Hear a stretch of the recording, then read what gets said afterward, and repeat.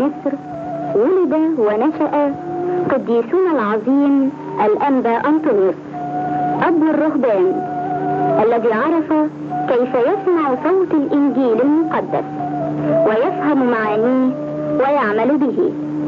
وعندما مات أبيه زهد الدنيا وقال: أخرج طائعا كي لا يخرجوني مثل أبي كارها. ترك له أبيه 300 فدان من أجود أراضي قم العروس في حوض واحد يعرف حاليا بحوض الراهب.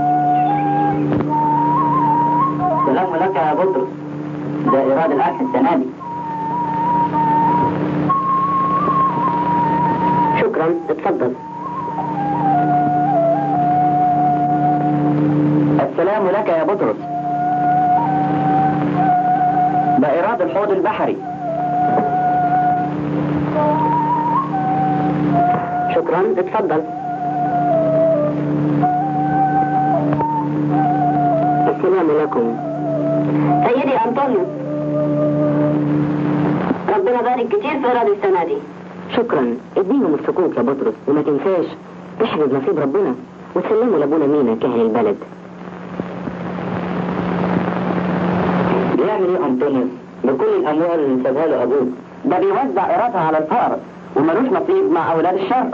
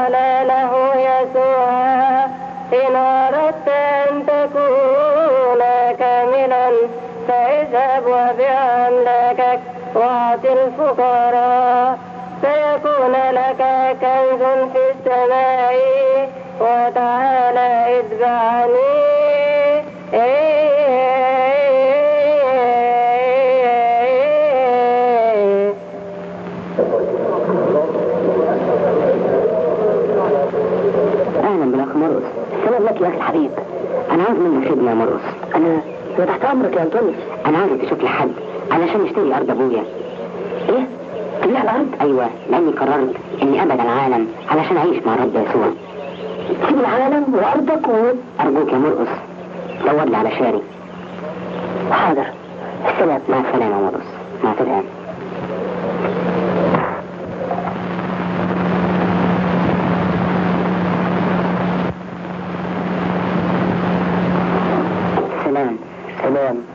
سلام. هو الشارع الخير اللي انت طلبته. شكرا يا مرقص. اديله صك يا بطرس.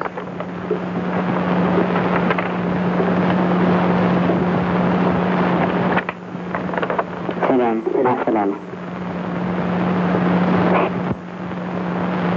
جهز لي يا بطرس كل الفلوس اللي عندك.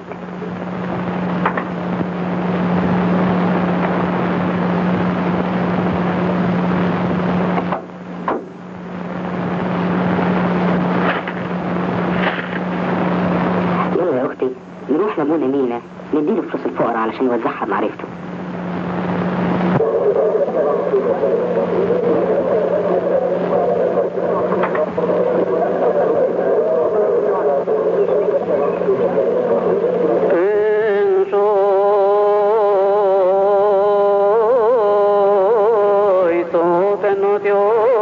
Tiroten orotiren Jesus de Christus ebshiri mepnotet on bi'aun afshaini la tatamu qailina ماذا نأكل أو ماذا نشرب أو ماذا نلبس فإن هذه كلها تطلب الأمم لأن أباكم السماوي يعلم أنكم تحتاجون إلى هذه كلها لكن اطلبوا أولا ملكوت الله. أريد لكن ما هو مصيرك؟ دبر يا رب ولتكن مشيئتك. فلا تهتموا للغد لأن الغد تم بما لنفسه يكفي اليوم ما شاء.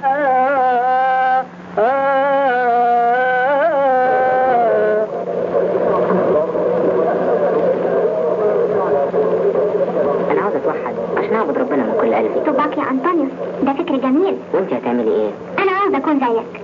تعالي نروح مكان عذارى.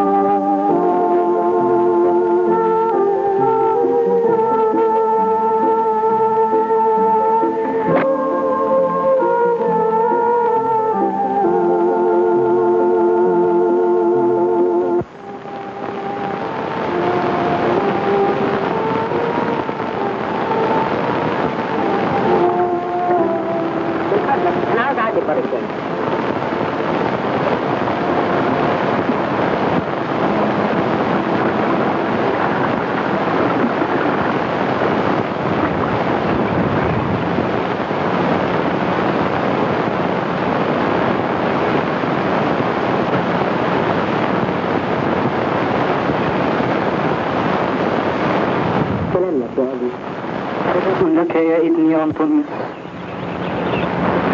اتفضل.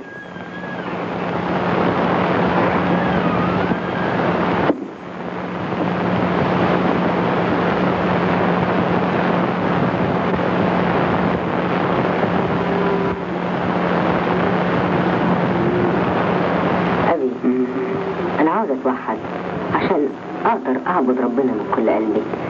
إيه يا أنطونيوس؟ تسيب أرضك وخدمك وتنعمك؟ إحنا يا ابني عيشتنا كلها فقر وتعب وجهاد في محبة الرب وعبادته. ربنا يدبر يا أبي. زي ما تشوف يا ابني ربنا يدبر أمورك. تعال نصلي وربنا يساعدك.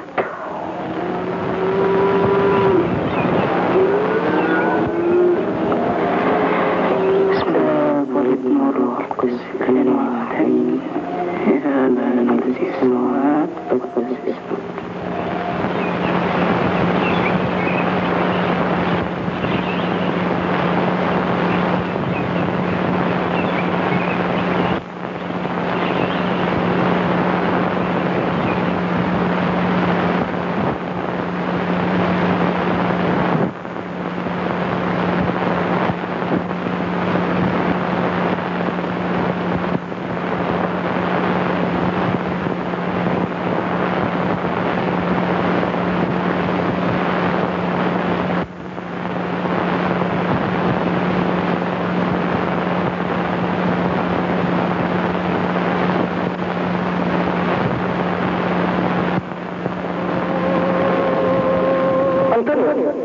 فين أرضك؟ وفين ثروتك اللي تركها لك أبوك؟ ما تعلمتش مثلا من زمان علشان تجتهد وتربح وما تكونش كسلان؟ ارجع يا رب أتسوى يا رب أتسوى عندي يا رب أتسوى عندي.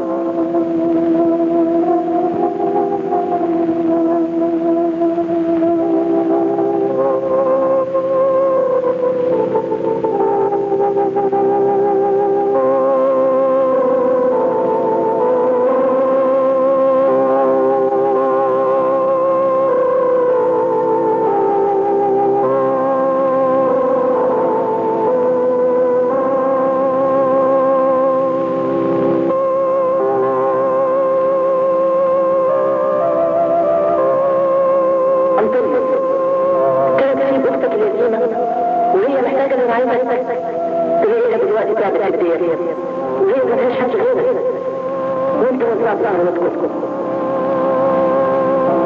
اللي ينتهزك الرب يا شيطان.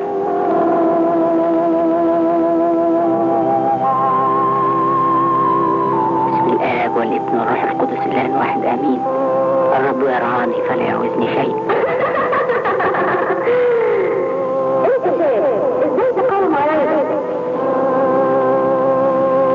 يا رب باسمك خلصني يا رب بقوتك واحكم لي. القدس الآن واحد آمين.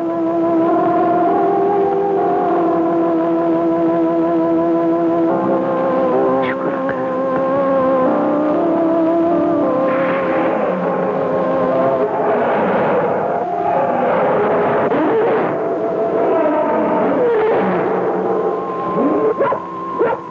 يا أقوياء. انتوا عايزين مني ايه؟ انا اضعف من ان اقاتل اصغركم.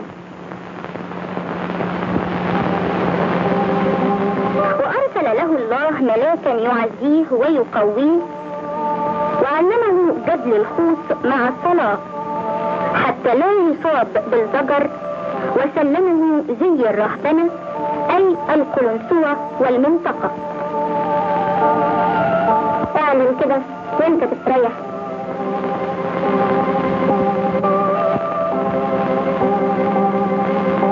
اعمل كده وانت تستريح.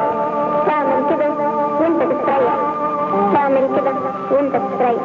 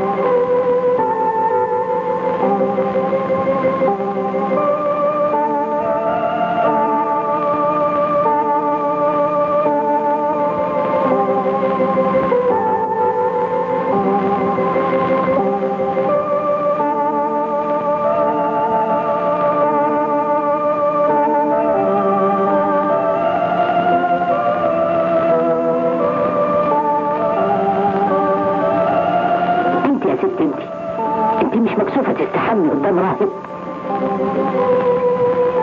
اسكت يا راجل، انت فاكر نفسك راهب؟ لا كنت راهب بصحيح، لا كنت سكنت في البرية الديانية. هو ده مكان يصلح للرهبان. ليك حق.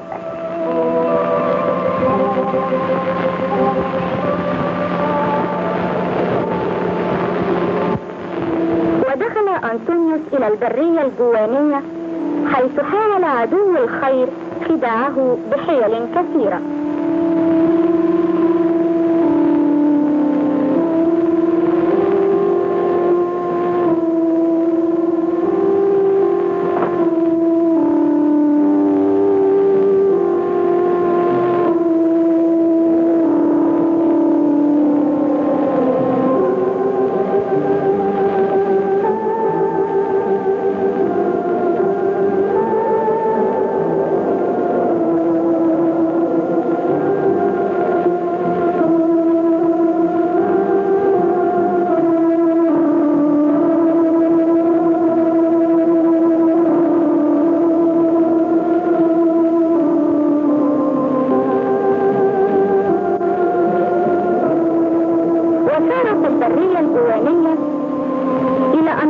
مجموعة من أشجار النخيل وسط الصحراء القاحلة.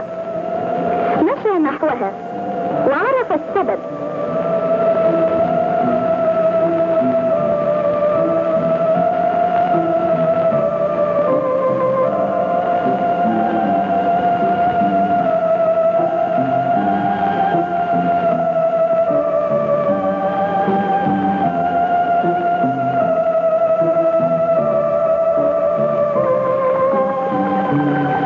وسط الصخور الصماء عين ماء تنساب قطراته من صخرة إلى صخرة حتى تنتهي إلى الفجوة التي تقوم عليها النخيلات.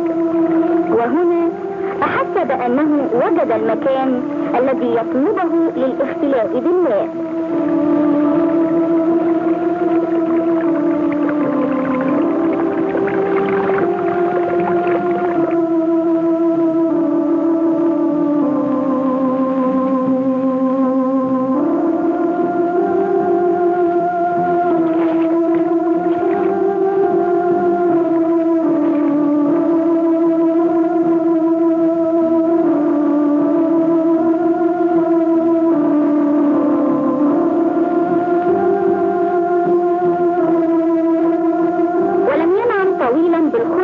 التي طاقت نفسه إليها لأن صيته ضاع، فجاء إليه الناس من مصر ومن أنحاء العالم. وبين الجموع المتزاحمة جاء من لمست النعمة قلوبهم وتركوا كل شيء ليتتلمذوا له. أولادي، عاوزكم تجينا هنا الكنيسة عشان نصلي فيها مع بعض، وجنبها الميدان، وما تنسوش مكان للضيوف.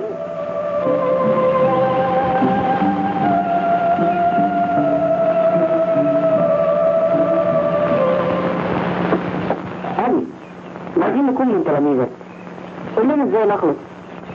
سمعتم كلام ربنا، نسمع منك يا أبي. من نطمك على خدك الأيمن حول له الأيسر. ما نستحملش كده. إذا ما طقتوش اصبروا على اللطمة الواحدة، وانا دي نقدر. إذا ما قدرتوش بقى ما تكافئوش اللي يظلمكم، ولا دي نقدر عليها. يا مقارن، جهز لهم الميدة واصرفهم بسلام.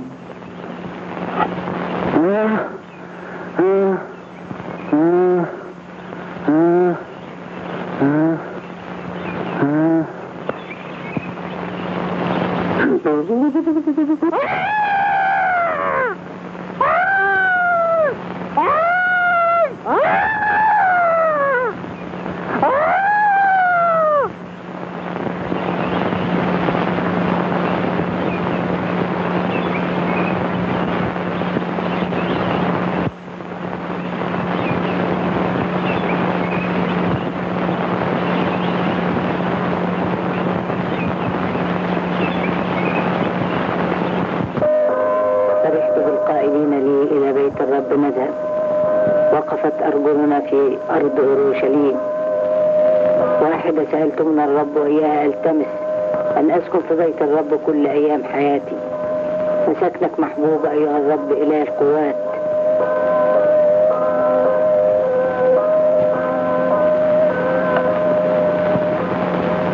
أما أنا فبكثرة رحمتك أدخل بيتك وأسجد قدام هيكل قدسك بمخافتك. نسجد لك أيها المسيح مع أبيك الصالح والروح القدس لأنك أتيت وخلصتنا.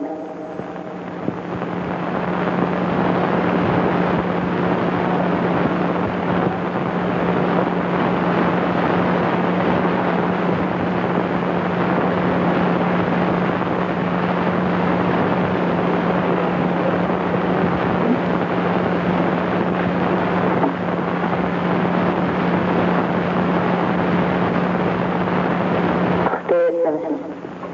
أخطيت سامحني.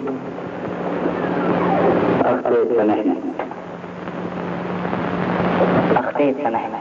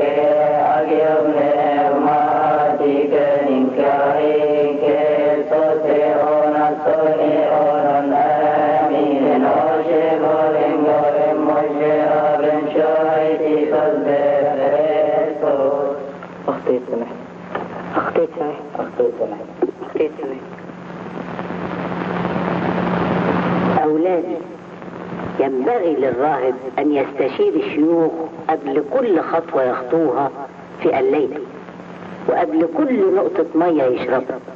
اسأل أباك فيخبرك والشيوخ فيقول لك.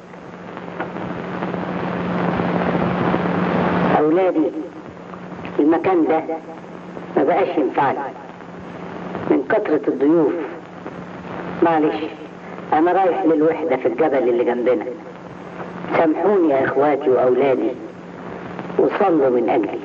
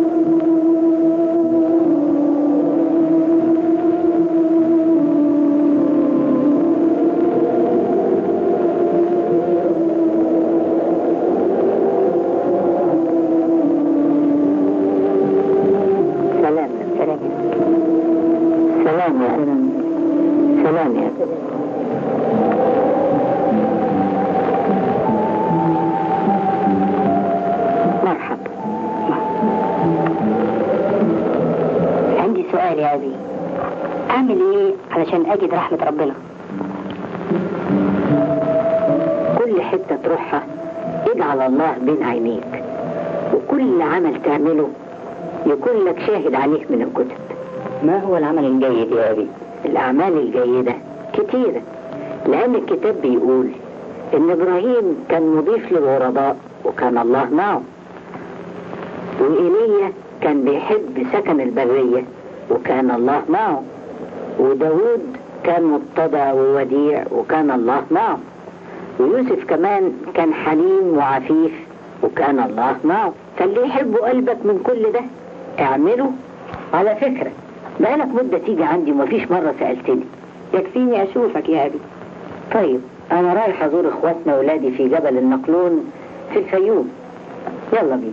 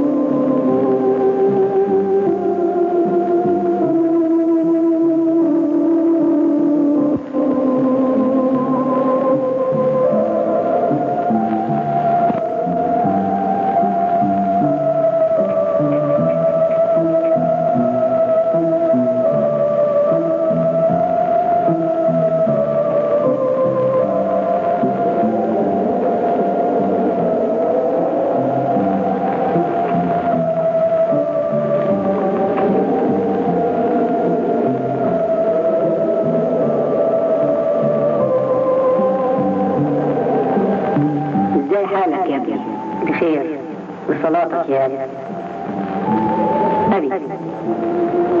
هل يصح للراهب إنه يكتفي بنفسه؟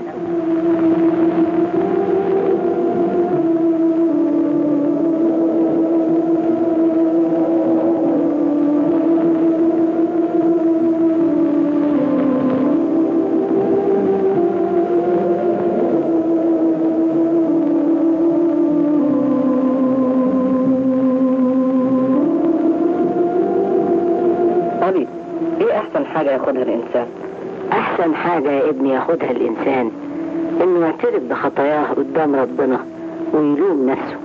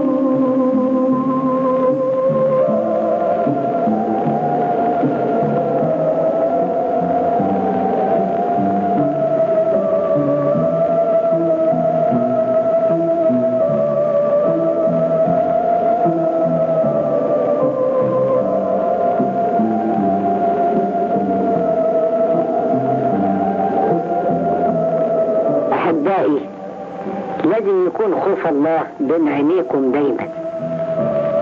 أما أنا فلا أخاف الله. إيه الكلام الصعب ده يا أبانا؟ نعم يا أولادي، لا أخاف الله لأني أحبه، والحب بيطرد الخوف.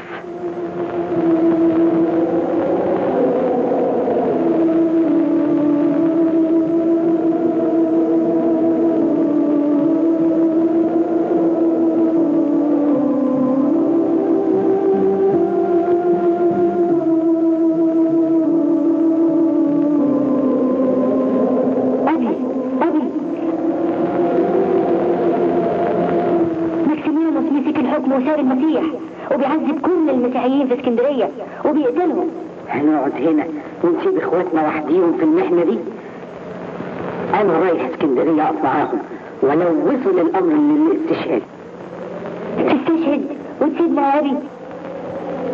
يا ابني اكليل الاستشهاد لا يفوق اكليل.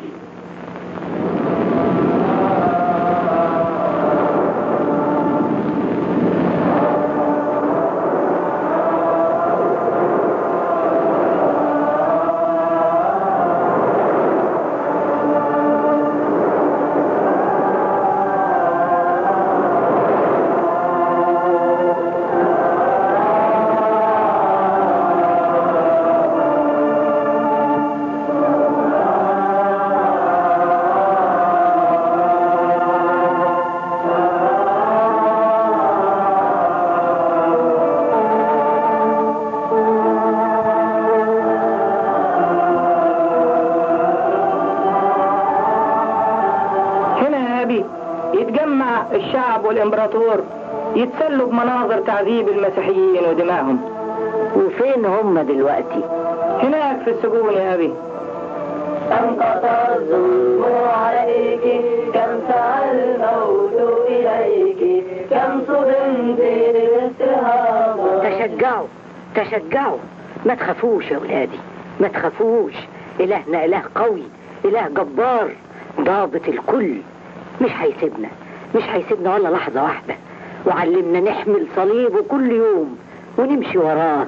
ربنا يقوي إيمانكم، ربنا يبارككم. شدوا حيلكم يا أولادي.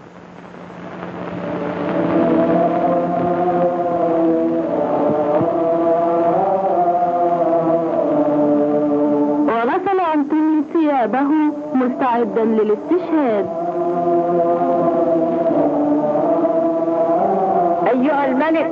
أيها الملك ماكسيميانوس، لماذا تركت الله؟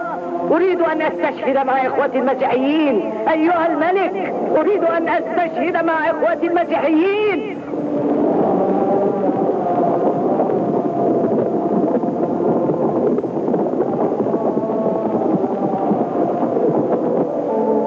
على فكرة أبونا ديديموس معلم مدرسة اسكندرية كان عايز يشوفك لما عرف انك موجود هنا. نروح يا ابني ناخد بركته، انا كمان مشتاق اشوفه.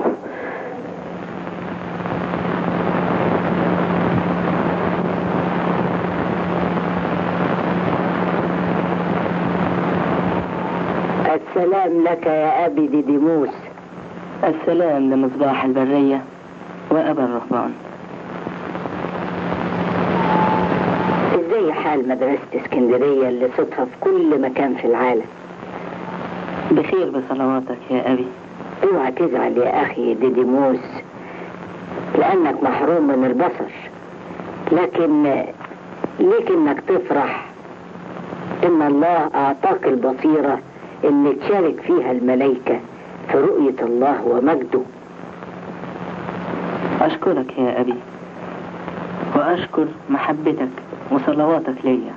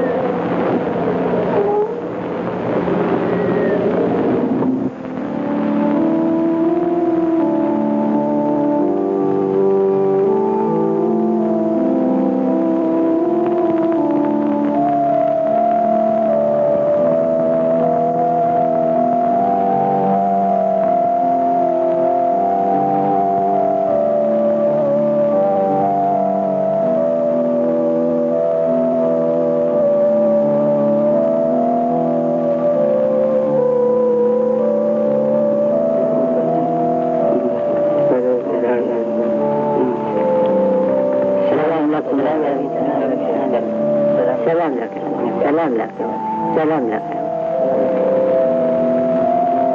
ازاي الحال يا ابني؟ وانت عامل ايه؟ جاهد كويس. شد حيلك ايه، وانت شد حيلك، خير ان شاء الله. رسالة مهمة يا أبي، رسالة من الإمبراطور العظيم قسطنطين المحب للمسيح. ما تتعجبوش إذا كان الإمبراطور بيكتب لينا، فهو إنسان زينا، لكن كان المفروض تتعجبوا إن الله كتب لينا الناموس وبعد كده علمنا في ابنه الوحيد. تعالوا دلوقتي نصلي. بسم الآب والابن والروح القدس إله واحد آمين. سلام. أبي سلطوقي بيقول إنك من أتباعه وضل ناس كتير بالطريقة دي. لا، الأمر في منتهى الخطورة، ما يحتملش السكوت عليه أبدا،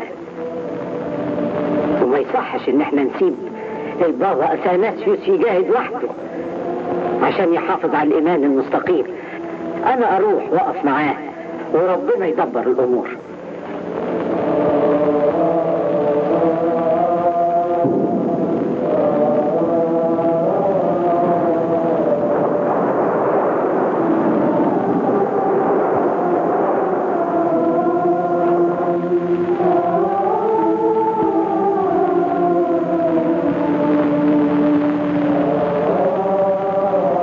سلام لك يا أبي.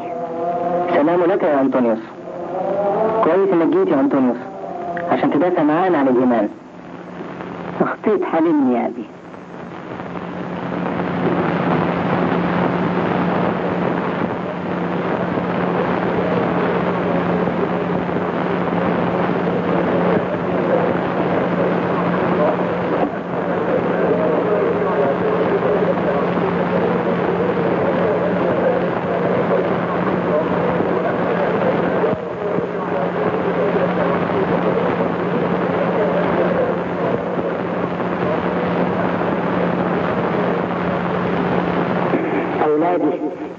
لا يكن لكم شركة مع الأريوسيين الملحدين، لأنه لا شرك للنور مع الظلمة. أنتم مسيحيون صالحون، أما هم فعندما يقولون إن المسيح مخلوقا فإنهم لا يختلفون عن الوثنيين طالما يعبدون المخلوق دون الله الخالق. اثبتوا في الإيمان. قول لي يا أنطونيوس، ازاي انت ثابت في البرية وما عندكش كتب تستفيد منها؟ أيها الحكيم، كتبي هي شكل الذين قبلي. كنت عايز اقرا في كلام ربنا دايما.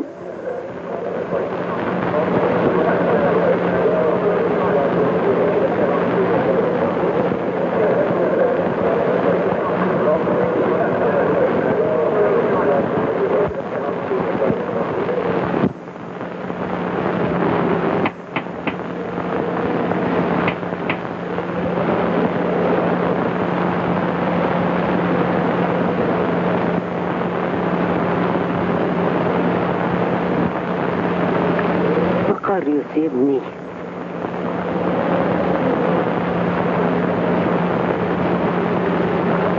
تفضل.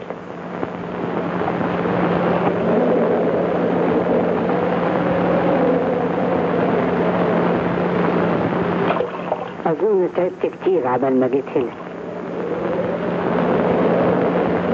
بسم الآب والابن والروح القدس إله واحد آمين. تفضل. بارك هذا الطعام. اتفضل.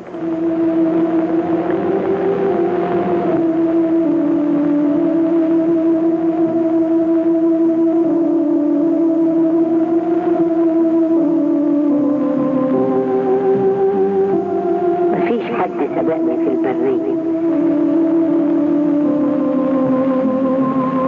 مفيش حد وصل للنسك والفضيلة زيي.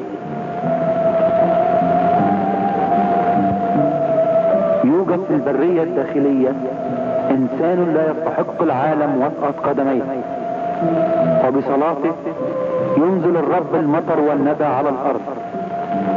سامحني يا إلهي، سامحني. مين هو يا سيدي؟ تعالى أريك إياه.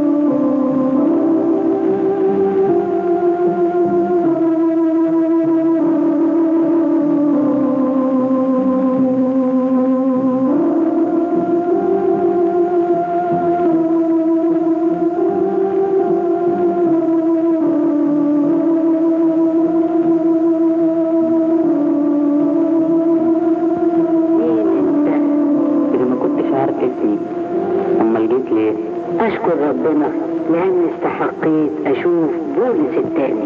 لسه الظلمة في العالم، لسه أهل العالم مشغولين بالمشاكل والخرافات الوثنية، مشغولين بيها عن عبادة ربنا.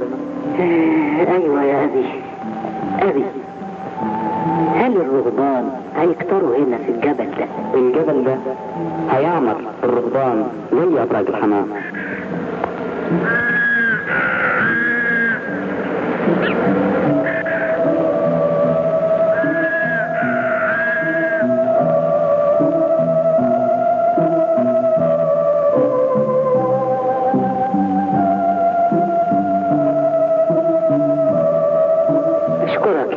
أشكرك يا رب.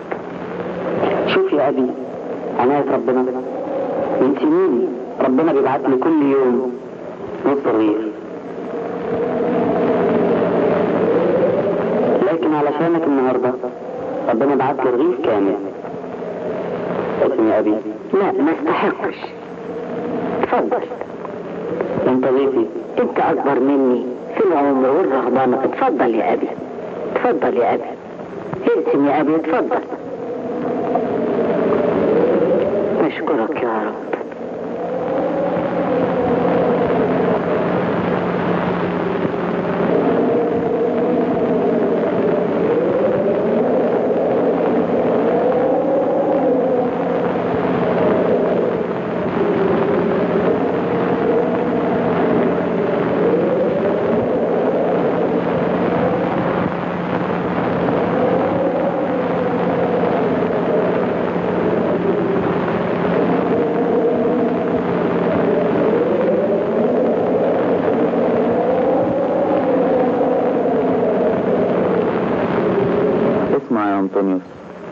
من زمان ربنا عرفني انك ماشي في الطريق السليم، وربنا وعدني اني اشوفك قبل ما اموت،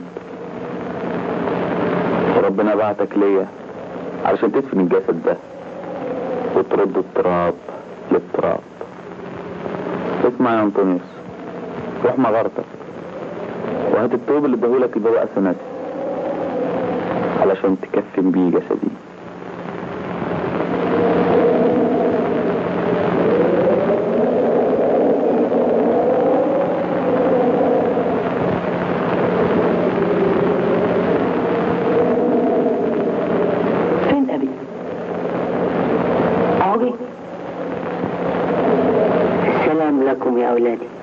سلام يا أبي.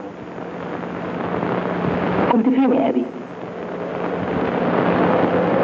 أولادي، قللوا من أفراحكم، ما أنا إلا رجل خاطئ، ما استحقش أكون خادم لربنا. دلوقتي عرفت نفسي.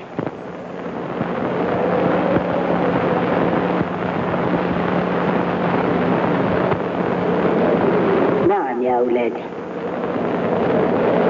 وجدت من هو أحسن مني. شفت إيليا، شفت يوحنا المعمدان في البرية، شفت ملاك يسكن فردوس أرضنا، شفت بولا السايح.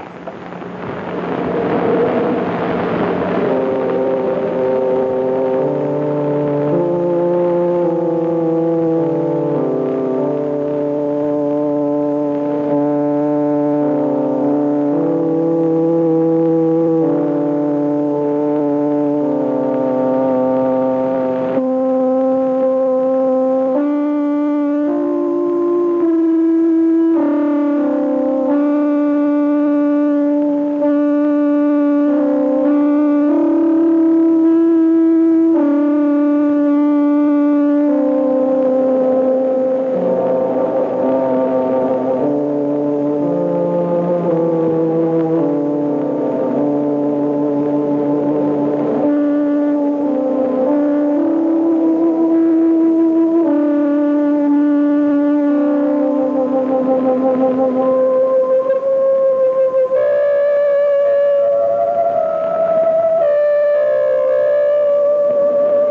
ليك يا رب، يا رب ساعدني ازاي ادفن هذا الجسد الطاهر.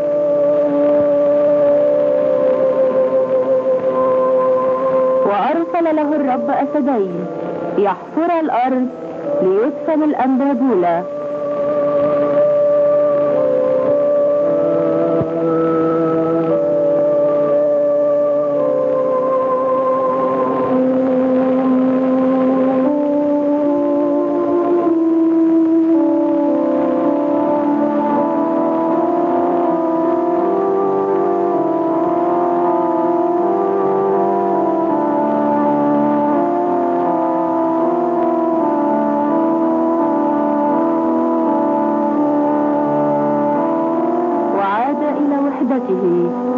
حتى بلغ 105 عام.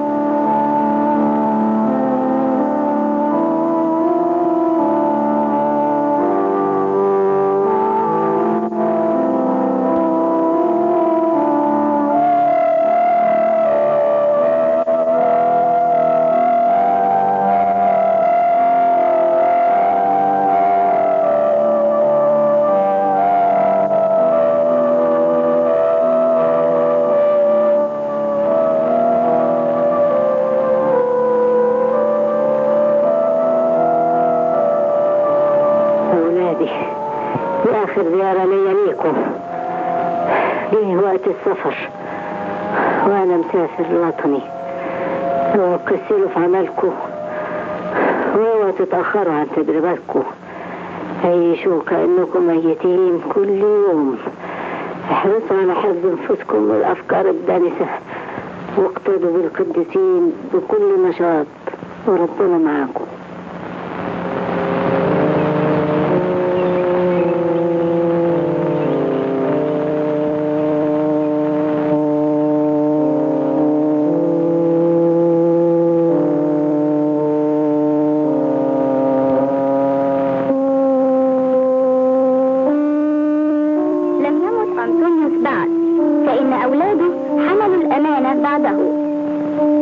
يتجمعون في كنيسته المقدسة يسبحون ويسجدون،